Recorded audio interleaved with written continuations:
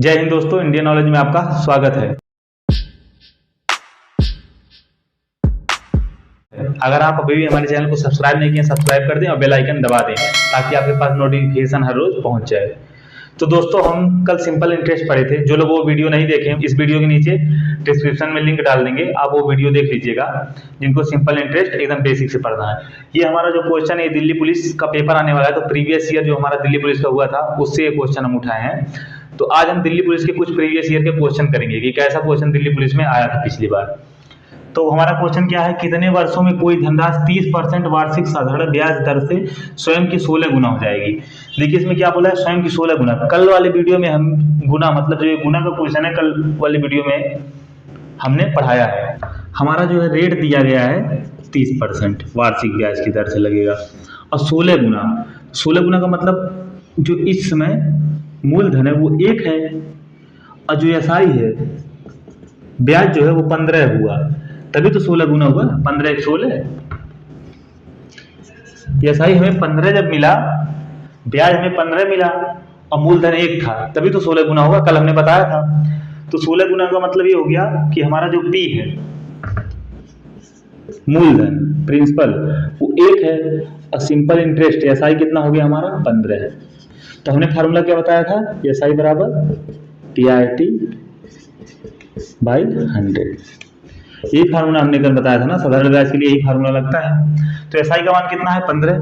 अब आप मान रख दीजिए बराबर पी का मान 1 और गुणे में आर का मान दिया गया है 30 और गुणे में टी का मान ज्ञात करना है और बटे में 100। तो 0 से 0 कट जाएगा और 3 5 में 15। तो टी बराबर क्या हो जाएगा 50 वर्ष।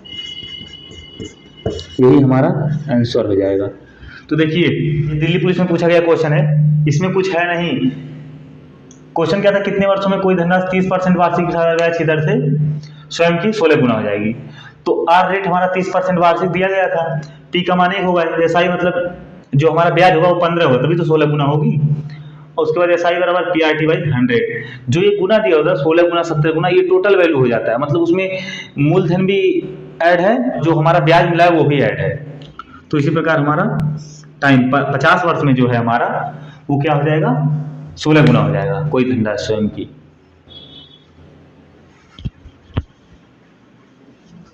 तो इसी प्रकार हमारा दूसरा क्वेश्चन आ गया है। दूसरा क्वेश्चन पूछा था रुपया 10,000 राशि का एक हिस्सा 8% और बचा हुआ हिस्सा 10% वार्षिक साधारण ब्याज दर पर उधार दिया जाता है। यदि औसत ब्याज दर 9.2% है तो दोनों हिस्से होंगे। मतलब क्या है, 10,000 कोई धनराशि है और एक हिस्सा 8% और जो बचा हुआ है उसका वो 10% वार्षिक दर पे उधार दिया जाता है।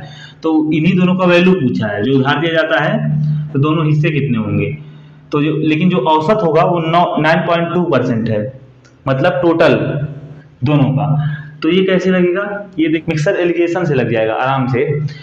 इसके लिए क्या करना पड़ेगा, 8% पहले दिया और बाद में कितना दिया 10%, ठीक है। और टोटल वैल्यू कितना, औसत कितना है 9.2%। ये मिक्सचर इरिगेशन से आराम से लग जाएगा। 10 में से 2 गया 0.8 और 8 1.2 हो जाएगा। तो पॉइंट से पॉइंट हटा दीजिए, मतलब 8:, आप काट दीजिए। 4 दूनी 8 हो जाएगा, 4 तियां 12। मतलब ये जो वैल्यू हमारी हो गई वो 2:3 के अनुपात में आ गई हमारी। मान लीजिए ए है, बी है, ए मान लीजिए इसे, बी मान लीजिए, दूसरे को बी मान लीजिए। अब एक हिस्से को 8%, मतलब ए जो 8% दिया उसकी वैल्यू कितनी है 2 रेशियो में वैल्यू है। और दूसरे हिस्सा जो बचा हुआ को उधार दिया था 10% वार्षिक ब्याज की दर पे, उसका जो रेशियो आया वो हमारा 3 आया है। तो क्या बोला है, टोटल वैल्यू कितनी थी 10,000। तो 3 2 5, 5 की वैल्यू कितनी थी 10,000। 1 2 3 4, तो 1 की वैल्यू कितनी आ गई 2,000। भाई 5 की वैल्यू 10,000, 1 की वैल्यू 2,000। तो रेशियो हमारा क्या है 2:3 का है। तो फिर हमारा ए का मतलब ए का जो वैल्यू होगा 2:3, 2 और गुणे में 2,000 और बराबर में 3 और गुणे में 2,000। तो हमारा जो दोनों का वैल्यू आ गया वो कितना आ गया 4,000। अनुपाते 3 दूनी में 6000। तो मतलब जो हमारा ए और बी का अमाउंट होगा, वो पहला अमाउंट जो है वो 4000 रुपये को के इसने 8% में दिया हुआ, जो बचे हुए वैल्यू को दिया था 10% वार्षिक ब्याज की दर से, वो हमारा 6000 रुपये है। तो जो हमारा वैल्यू आएगा वो 4000 और 6000 आएगा।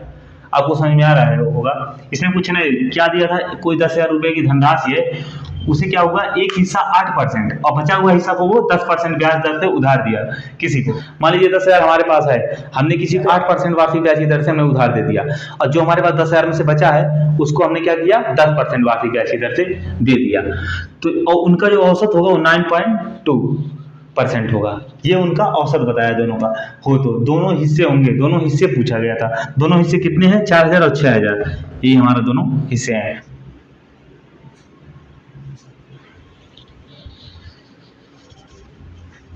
तो हमारा तीसरा क्वेश्चन आ गया है। तीसरा क्वेश्चन क्या पूछा गया था, देखिए, यदि ए बी से 25% कम है, तो ये परसेंटेज का क्वेश्चन है, तो 2b माइनस ए बाई 2, मतलब पूरे के बटे में 2 का मान क्या होगा।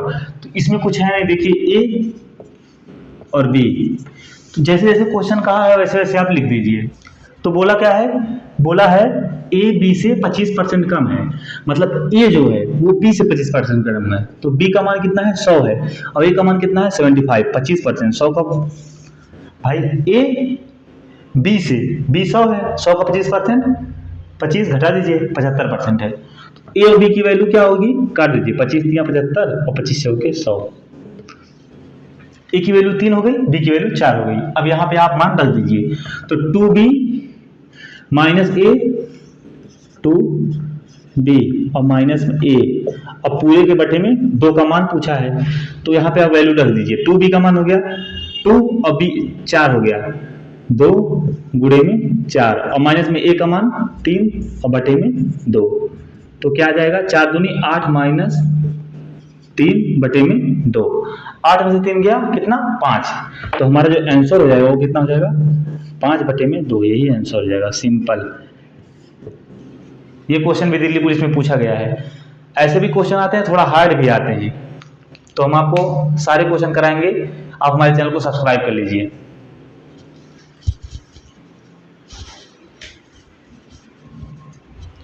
तो हमारा चौथा क्वेश्चन आ गया है, ये भी परसेंटेज का है। इसमें क्या पूछा है, साजिया की आय रेहान की आय से 20% कम है। तो जैसे क्वेश्चन बोला वैसे लिख दीजिए, साजिया को एस से लिख देंगे और रेहान को आर से लिख देंगे। अब क्या बोला है, साजिया की आय रेहान की आय से 20% कम है, मतलब रेहान की आय कितना है, 100 मान लीजिए आप, और साजिया की आय 80, क्योंकि 20% कम है ना, 100 का 20% 20 होता है, तो 20 माइनस कर दीजिए, 20% कम है। रेहान की आय, अब इससे पहले काट, 0 से 0 कट गया और 2 चौका 8 और 2 पाँचे 10, मतलब साजिया और रेहान का जो अनुपात हो गया 4:5 में आ गया रेशियो में।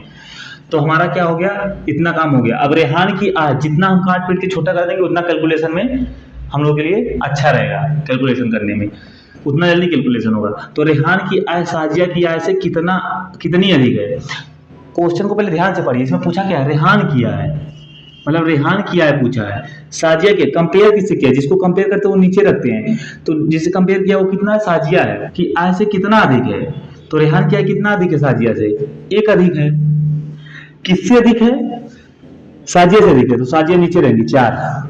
अब गुणे में परसेंटेज के लिए 100 से गुणा करते हैं, तो 4 से काटेंगे कितना आएगा, 25%। तो हमारा जो आंसर हो जाएगा वो 25%। रेहान की आय साजिया की आय से कितना अधिक है, 25% अधिक है। देखिए इसमें बहुत लोग यही कंफ्यूजन होते हैं। यहाँ तक तो हो गया, साजिया की आय रेहान की आय से 20% कम है, तो साजिया का 80 हो गया और रेहान का 100 हो गया। जब रेहान का हम 100 मानेंगे तो 20% कम करेंगे, 20% कम का मतलब हो गया 80% है, फिर हम उसे काट के रेशियो में कर देंगे। जितना आंसर तो इसमें भी आ जाएगा, लेकिन जितना छोटा रहेगा हमको कैलकुलेशन में उतनी आसानी होगी। उसके बाद पूछा क्या, ये ध्यान से पढ़िए, रेहान की आय पूछा है साजिया की आय से, जिससे कंपेयर करता है, मतलब जैसे हम कंपेयर कर रहे हैं किसी की, मेरी आय, अगले वाला मान लीजिए रोहन हो गया, सोहन, कोई भी, राम, अगले वाला राम हो गया, तो मेरी आय, तो राम की आय से कितना अधिक है, तो कितना अधिक है, वैसे यहाँ पे कितना अधिक है, 1 अधिक है। किससे अधिक है, तो मैं कंपेयर करूंगा तो राम से करूंगा, तो राम नीचे रहेगा। वैसे यहाँ पे साजिया, तो साजिया क्या हो गई, नीचे आ गई, वही नीचे रहते हैं हर में, उसके बाद गुणे में 100% करिए तो 25% आ गया। यहाँ पे बहुत लोग कंफ्यूजन, बहुत लोग यहाँ पे क्या रेहान की वैल्यू लिख देते हैं, जैसे एक अधिक है तो किससे अधिक है, तो यहाँ रेहान की वैल्यू लिख देंगे। ये गलती आप मत करिएगा, ठीक है। तो अगर वीडियो अच्छी लगी हो तो लाइक करें, शेयर करें, सब्सक्राइब करें। जय हिंद।